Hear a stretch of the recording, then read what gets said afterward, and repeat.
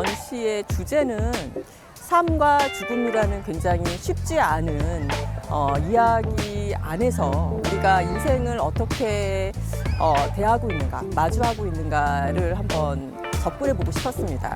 어떻게 보면은 사람들의 각각 살아가는 형태는 다르고 또 소망하는 것은 다르지만 그 바램들을 우리 작가들은 과연 어떻게 만들어내고 그리고 그 예술 작품으로서 어떻게 관객과 소통하는가 그런 고민 끝에 그래도 낭만이라는 타이틀로 접근을 해서 관객들에게 소개를 하고 싶었고 삶에 대한 고민을 그리고 그것을 바라는 어떤 희망의 메시지를 가지고 펼쳐보고자 했습니다.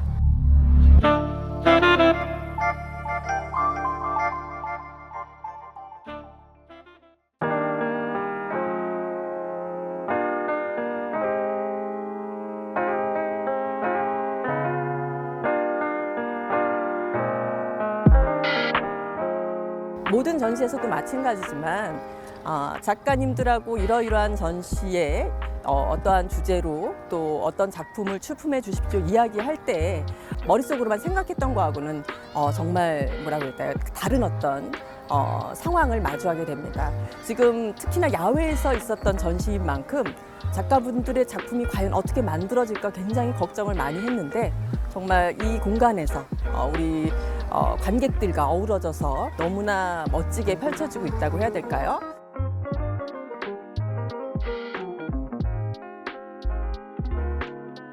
실현해서 만들어진 어떤 작품들을 보면서 정말 기쁘다, 행복하다 그런 마음을 느낄 수 있었습니다.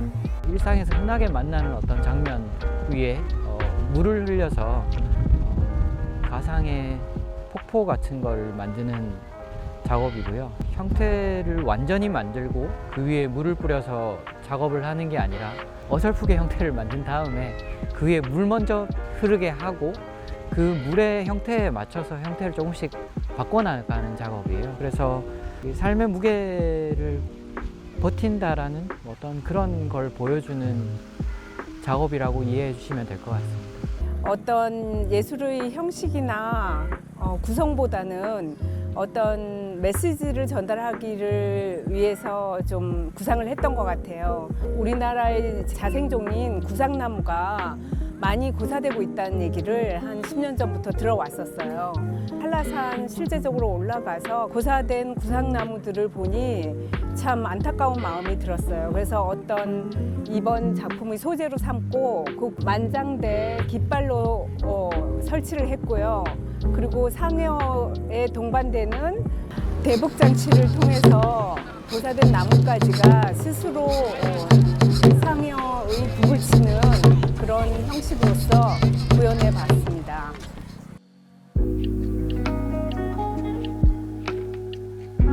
이 전시 때문에 와서 보고 제가 이제 어떤 면에 타이틀을 안 붙이는데 길이라는 얘기를 한번 쓴 게 이제 저쪽 처음부터 저 강 끝까지 이제 길을 이제 생각을 했는 거지. 어떤 면에는 제가 갈 길, 마지막 길, 또 어떤 면에는 모든 인간들이 가야 될 길, 오다가 가면서 만난 인간, 만나는 환경, 만나는 시간 이런 게 조금 깔려 있지 않나.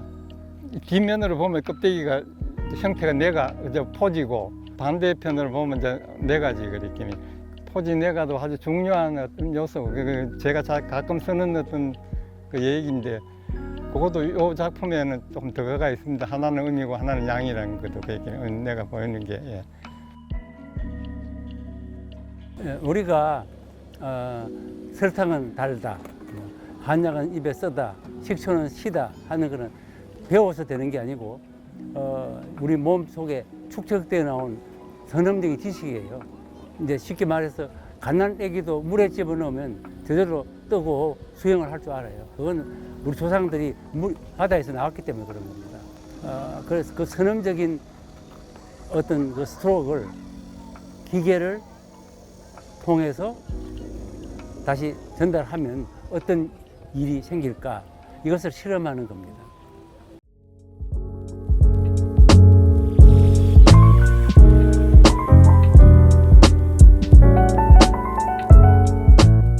지금 보시는 디아크 홍보관으로 내부가 사실 전시가 할 수 있는 공간이 아니었어요. 제가 전시가 가능한 공간으로 만드는 것부터 이제 디자인을 해야 했고요. 파란 방을 보시면 이제 3층 층고 높이의 방이 있는데 거기는 이제 7m 정도의 이재훈 작가님의 피고지고 로렌조 기베르티의 천국의 문을 오마주로 해서 완성을 하시면서 다른 작품들도 저희가 채워지게 됐는데 색감을 뺀 작품들로 구성이 되어 있어요.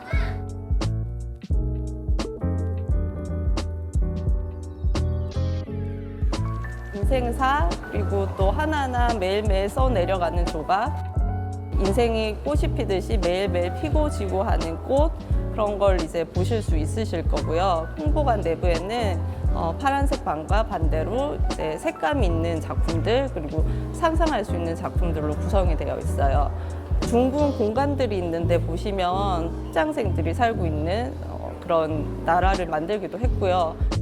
뒤에 보이는 염원의 항아리 연작은 기존의 어떤 예술의 어떤 고뇌나 축고 이런 것에서 벗어나서 조금은 즐거운 거, 그리기의 즐거움, 만들기의 즐거움에 좀 집중한 작업입니다. 수거한 항아리를 저는 이제 수리를 했고요. 그 위에다가 그림을 그리기 시작했습니다. 단순히 그 감성으로만으로도 작업이 될 수 있다는 거를 조금 보여드리고 싶었습니다. 이번 작업은 그리스 신화의 페르세포네를 몬스터로 변형하여 지상과 지하 세계를 오가는 여정을 시각적으로 표현했습니다. 일상에 무심코 지나치는 것들에 새로운 시각을 부여하는 데 중점이 둡니다. 특히 실존하지 않는 몬스터들로 가상의 세계를 구축하며 이 몬스터들은 사회에서 소외받거나 외면받는 사람들을 대변합니다.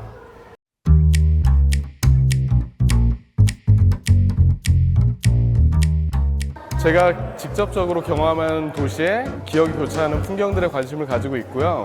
이러한 풍경들은 주로 잊혀지거나 기록되지 않는 도시의 풍경들입니다. 원로 작가님들과 청년 작가님들의 조화로운 전시가 진행되었다고 생각하고요. 그리고 많은 시민들이 관심을 가지고 찾아주시는 거에 있어서 너무나 감명받고 있습니다.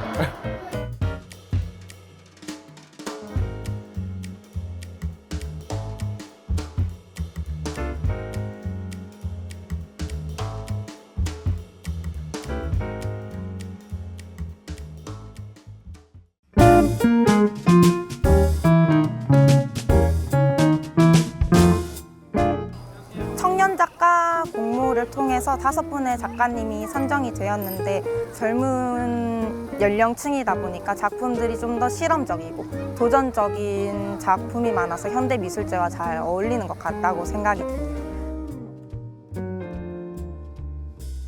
이 작업은 비일상으로의 항해라는 제목의 작업인데요. 저는 이제 모험을 떠올리게 되었는데 우주항해하는 모습과 유치환 시인의 깃발이라는 시에서 영감을 얻어서 이 도시 마치 펼쳐져서 항해하는 모습으로 작업을 해보았습니다. 2024 달성 대구 현대 미술제 개최를 선언합니다.